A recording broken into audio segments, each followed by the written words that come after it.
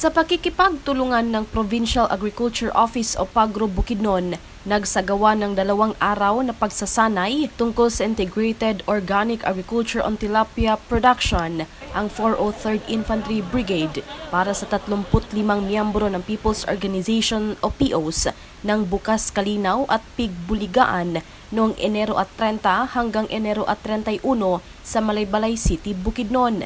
Naging matagumpay ang unang araw ng naturang pagsasanay dahil sa sunod-sunod na talakayan mula sa mga eksperto ng Pagro team, habang sa pangalawang araw naman sinundan ito ng field tour para sa benchmarking ng Barangay Kalasungay sa naturang syudad.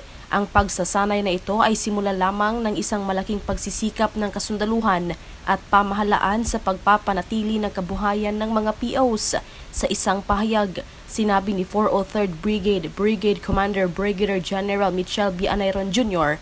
na ginagawa ng pamahalaan ang lahat ng makakaya nito upang matulungan ang marginalized sector, lalo na ang mga dating rebelde.